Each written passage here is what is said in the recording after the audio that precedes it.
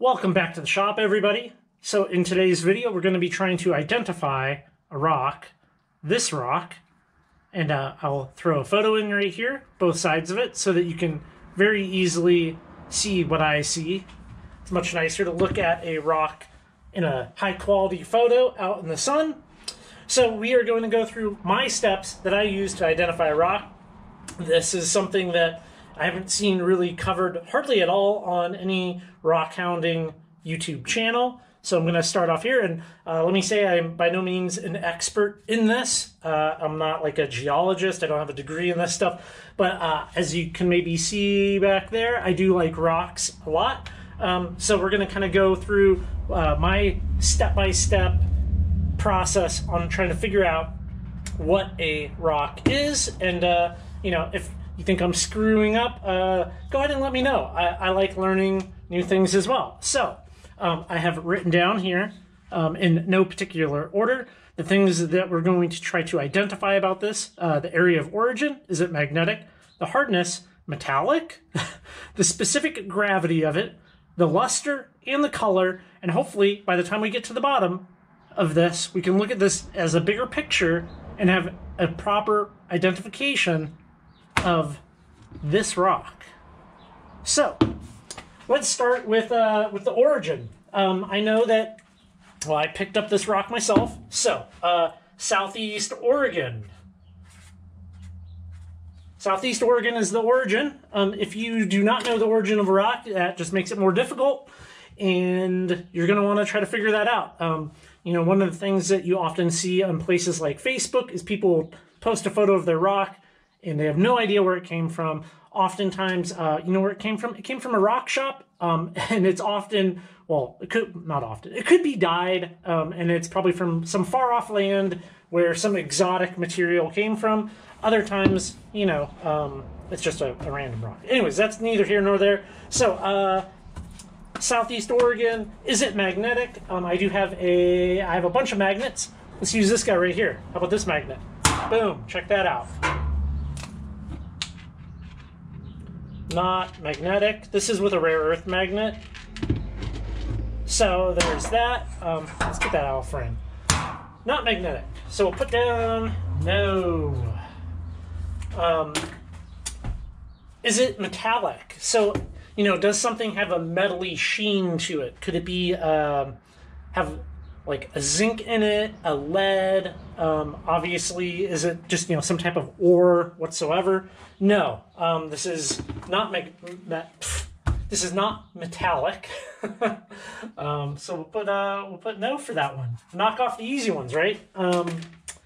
Let's see what's next. Let's do the hardness. So this is something that comes up often, and maybe you have seen this image, and it's just a kind of a little bit of a breakdown of a hardness testing kit that you can put together yourself. Well, I have a proper hardness kit right there, and in this process, we are going to probably want to use any reference material that you would have. So in this case, we'll use the Rocks and Minerals book. These books are okay, but they are not going to be as useful as this. And then obviously, if you have a more region-specific book, like, you know, we know that it came from Southeast Oregon, so here's one that is specific. So we'll side these aside for right now. Okay, hardness. This is the deluxe hardness pick set from Mineral Labs. I like this. You don't have to get this one, but this little like plastic field case one is more awesomer. Man, I should work on my English. But anyways, you can see it comes with hardness picks, and then it also comes with a little piece of glass, a little white streak plate, a piece of aluminum, piece of brass, so 2.5, 3.5, and then it comes with a little sharpening stone for your picks, and kind of a, well, not so great little magnet here.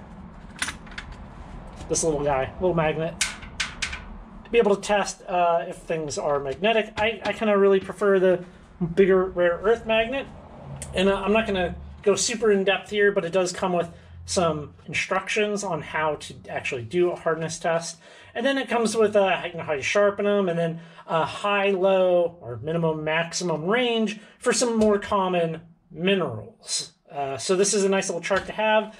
You can always just write it down in your notebook or whatever. Look it up on your phone. So I have a feeling that I know what this is, but let's just start out, and we're going to work our way through 1 through 9, and we will see at what point we can produce a scratch on this. So hardness is essentially the ability for one thing to scratch another thing. And I'm not going to bore you with all the details, but a guy back in ye olden days came up with a list of 10 minerals, and it's like softest to hardest, and each one can scratch the other one type of a deal. People have covered that here on YouTube. I'm not going to waste your time. Go to Wikipedia, Anyways, so let's just go through here. When you do this, I'm not going to do the 2 and 3. I mean, something that's 2 and 3, like you can just do it with like your fingers, right? Like you can easily scratch stuff. Generally speaking, it's a very soft material. I can just feel from feeling enough rocks that this is a much harder material. So we're going to be starting off with a 6. And the way you do this is on a nice smooth part of the rock, which this has a lot of. You're going to hold this in kind of like how you would, write with a pen, right? And try to put in a little scratch. So that did nothing, and that is the 6. So I can kind of feel, by dragging my fingernail over the area, that there's no mark. You want to use your fingernail looking for that scratch and not just your eyes. So we will bump it up to the 7. And once again, I feel nothing. So this is over a 7, which that is impressive. I was not expecting that. Let's do the 8. That definitely left a scratch. I can both see it and I can feel it. So we know that we are between a 7 and an 8. So we'll put a hardness of 7.5 for right now. 7.5. There are things that you can kind of find rock-wise that if you have a pure example of it, you can find something like, a zircon, which is generally a 7.5. If it's a pure zircon, I don't have any, so we're just going to go with 7.5. We're rounding, right? That's that. Okay, so let's see. Yeah, Oregon. Okay, so now let's talk about the specific gravity, and then we're going to go through. Well, actually, let's do this. So let's do this. Let's go through our books now, because I understand that some of the other stuff might be a little more difficult for some people. Well, so let's put this guy away.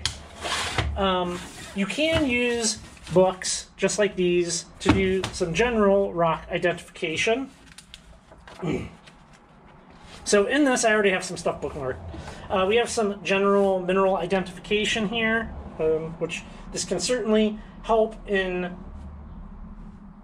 some aspects of it. You have like the mineral, the hardness, you have kind of a general hardness categorization on the blue columns.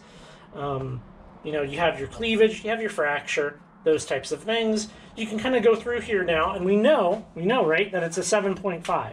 So, what are some of the things that are in that 7 plus category here? So that extends, it's just that. So, what could this possibly be out of this? I know it's probably too small for you to read there.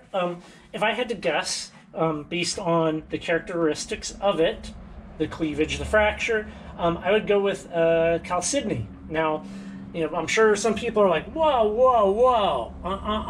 Chalcedony is always like a clear or like an opaque or like, some type of agate material, and that's not true. That's not true. So let's flip it around in here.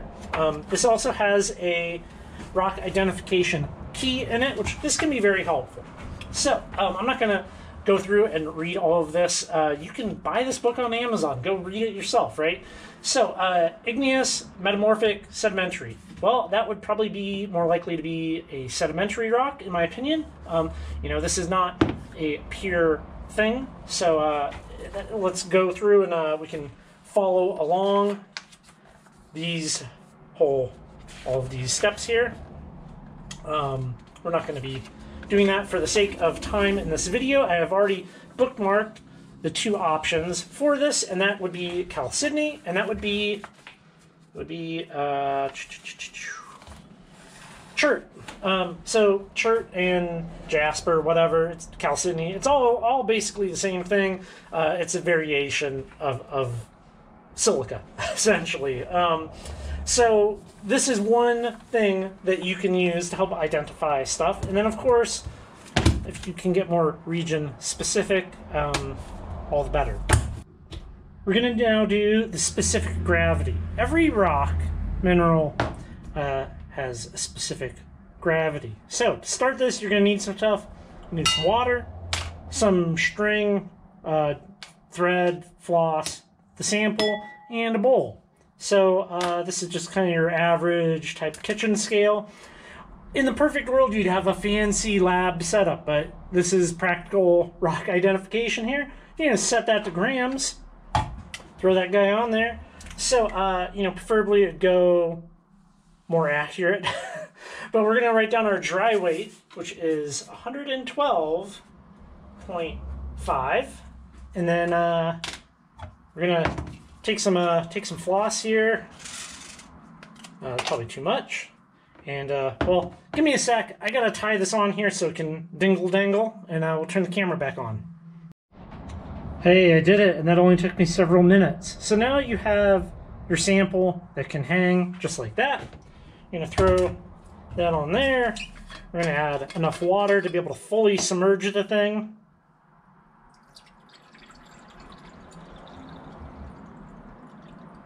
That's definitely good there. And then you're going to zero out your scale.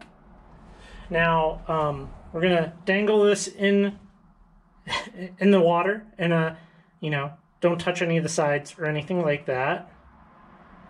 And you want it fully submerged just right under the surface. So let's go with 45. I think 45 is good. All right. So we have our displacement weight of 45. So then you take your dry weight and you're going to divide it by your displaced weight. So 112.5, well, trust me, I know how to use a calculator. I've done it before. 112.5. 112.5 divided by 45 equals 2.5. So the result of that test is 2.5 for the specific gravity. Now, I wrote down some examples of things that we have already deduced that it could be chert, jasper, chalcedony. We're out of the chalcedony category, and we are in the chert and jasper categories. So, a couple things to factor in here. If your sample is not pure, meaning, there could be an air pocket inside it, little void, other minerals, it will give you an off reading. Something like a pure piece of quartz crystal would be a great example of something that could be flaw-free or flawless even. All right, let me put all this stuff away. So the next thing on our list here is going to be the luster of the rock. Now, that side's a little wet still. Luster is difficult. Color is also difficult because it's in the eye of the beholder for the most part. So luster refers to how light interacts with it. You can be like earthy, silky, glossy, waxy. I would say this has a waxy to silky kind of luster. So I'm going to go with waxy on this. And then we can talk about color. Wax. Okay, so color is also deceptive. It is really in the eye of the beholder. And then also whatever the background is that you're looking at will affect affect that. So in that case, things like this are used. Streak plates. So what is a streak plate? It is a piece of ceramic tile, no glaze on it, and you want to take a light colored rock like this and scratch the dark one, and vice versa for the light one. So pick a part that you can do this, and that. So what color is this rock? Are you thinking it's brown? I'm going with a light brown on that. I know it's not going to really show here. That's very difficult. And then, obviously these are washable. You can usually just rub it off with your finger. So we're going to go with a light brown on that. Light brown. Okay. What's next? What else we got? Is that it? Is that everything? Okay. So based on what we know here and what we are able to look up in these, let's go back and look at page 246, I believe, in here. I lost my bookmark. Sure. I'm gonna say no on the chart based on everything that we can observe. Oh, grain shape. Grain shape. I totally forgot. You're gonna want a jeweler's loop, and this just allows you to have nice magnification, and you can look through and you can see things that you can't see with your naked eye. Obviously, if you had a microscope, that would be ideal. So where are we at? Oh, the grain. Let's put down the grain. Grain. Boom. Now, this book here lists the grain shape as crystalline for chert and conchoidal for jasper. So that's another key factor here. Is this crystalline or conchoidal? Now, based on the way this is fractured, I'm going to go with the conchoidal.